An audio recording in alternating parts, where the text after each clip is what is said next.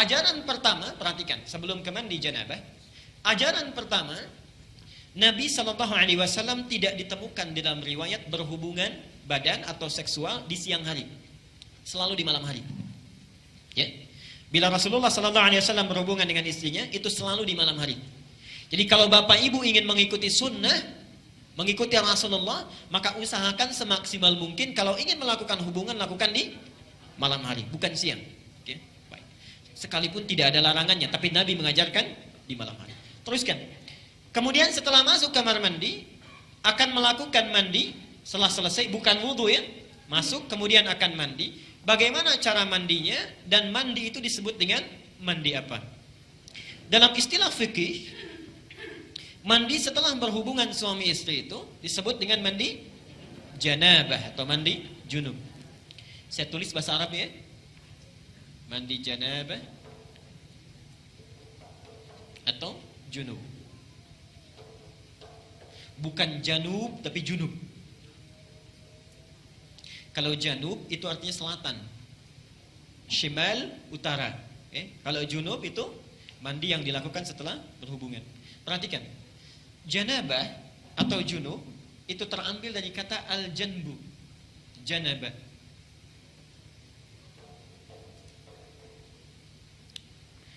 Yang berarti sisi, satu bagian atau pinggir tertentu. Sisi, satu bagian atau pinggir tertentu. Karena itu orang Arab kalau mengatakan saya di satu sisi, kamu di sisi yang lain. Ana fi hadzal janib wa anta fi janibin akhar. Jelas ya? Satu bagian tertentu. Kalau ini ingin dijamakkan, maka jamaknya menjadi junub atau jawanib. Jelas ya? Sifatnya disebut dengan janabah. Jelas sampai sini? Baik. Kenapa mandi itu disebut dengan mandi janabah? Beda dengan mandi yang biasa. Ingin memberi kesan bahwa dalam mandi itu semua sisi, semua bagian yang ada dalam tubuh kita itu mesti tersapu dengan air. Jelas ya? Jadi bukan seperti mandi biasa yang mungkin sebagian ada yang tidak terbasuh. Disebut dengan janabah, semua sisinya mesti terbasuh. Tulis hadisnya. Aisyah, hadis Al-Bukhari, nomor hadis 248. Hadis Al-Bukhari, nomor hadis 248. Al-Bukhari 248. Muslim, nomor hadis 316. Saya ajarkan caranya bagaimana Nabi mengajarkannya. Ini hadis riwayat Aisyah. Nanti yang kedua dari Maimunah binti Al-Harith. Mohon Bapak ya, Ibu fokus di sini. Barangkali sudah puluhan tahun ada yang keliru kita. Oke. Pertama, hadis riwayat Aisyah dulu. Rasulullah SAW ketika beliau hendak mandi janabah, itu yang dilakukan adalah menuangkan air dulu, membasuh kedua tangannya. Ya? Jadi dua tangannya dulu dibasuh. Kemudian setelah itu, ini gambaran umumnya, beliau berwudu seperti wudunya untuk sholat. Jelas sampai sini? Basuh tangan, berwudu seperti wudu untuk sholat. Yang ketiga, dari bejana yang sudah disiapkan itu, kalau kita mungkin gayungnya sudah ada, mengambil sebagian air, kemudian menyela-nyela rambutnya, diratakan dengan tangannya. Jadi tidak langsung menyiram air Pak ya. Tidak langsung menyiram air Ibu ya. Jadi yang pertama ingat, air diambil untuk basuh tangan kita dulu. Yang kedua apa? Berwudu seperti wudu untuk salat. Sebentar Pak, itu lewat hadis Maimunah. Oke, saya sampaikan bagian pertama dulu. Nanti diperinci di Maimunah binti Al-Harith. Yang kedua apa? Berwudu dulu. Yang ketiga apa? Menyela-nyela kepala atau rambutnya, rambut kita. Yang keempat, kemudian mengambil air, membasuh, menyiramkan di kepala keseluruhan. Belum ke sini dulu, belum ke badan ya. Baik. Saya ulangi pelan-pelan. Satu, mencuci tangan. Kedua, berwudu seperti untuk sholat. Ketiga, menyela-nyela rambut, meratakan keseluruhan. Keempat, menyiram rambut keseluruhan di kepala. Setelah itu, baru disiramkan secara keseluruhan. Jelas sampai sini? Disiramkan secara keseluruhan menggunakan sabun dan seterusnya. Ini gambaran hadis yang pertama yang umum sifatnya. Oke, baik. Coba kita lihat.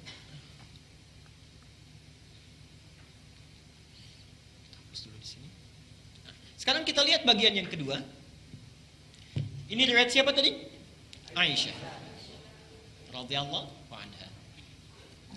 Sekarang Nabi SAW ketika tinggal di rumah Maimunah, kemudian setelah itu berhubungan dengan Maimunah binti Al-Harith, salah satu istri beliau. Kemudian Nabi SAW melakukan mandi janabat saat itu. Hadisnya diriwayatkan oleh Maimunah dari Abdullah bin Abbas. Abdullah bin Abbas di Al-Bukhari nomor hadis 265. Perhatikan. Sebentar, saya menyimpang dulu pelan-pelan. Ibu masih ingat Bapak kisah Ibnu Abbas itu? Anaknya usia berapa tahun? Baik. Silahkan cek pertemuan kita yang lalu, hadis Abu Daud nomor hadis 1365 itu ya. Ibnu Abbas dalam usia 4-5 tahun itu memaksa ingin tinggal di rumah bibinya Maimunah. Jadi Maimunah ini bibinya Ibnu Abbas. Tinggal di sana, ingin melihat bagaimana sifat bangunnya Nabi dari tidurnya sampai tahajud. Saya pernah terangkan ini ya. Ibnu Abbas memperhatikan itu, berdiri di depan kamar Nabi, diperhatikan bagaimana kira-kira Nabi bangun tidurnya. Sampai kemudian tahajud, diajak beliau untuk menunaikan tahajud. Ternyata tidak berhenti sampai di situ. Kelak kemudian hari, Ibnu Abbas ini karena sungkan bertanya kepada Aisyah kan, kalau Maimunah itu bibinya, bertanya kepada Maimunah bagaimana caranya Nabi SAW bermandi janabat. Disinilah muncul bagian yang kedua yang lebih terperinci. Satu, kata Maimunah, Nabi SAW bila hendak beliau bermandi janabat, perhatikan, satu, mengambil air dengan tangannya, lalu kemudian mencuci kemaluannya dengan tangan kirinya. Nah, kalau Bapak tadi sampaikan, kalau ingin cari referensinya, itu bukan riwayat yang Aisyah, tapi riwayat Maimunah binti Al-Harith. Ini bagian yang pertama. Yang kedua, hampir mirip dengan yang tadi, menyela-nyela bagian rambutnya. Bagi perempuan, ada dua cara. Boleh diikat, dikepang, karena Maimunah itu juga pernah diikat, dikepang.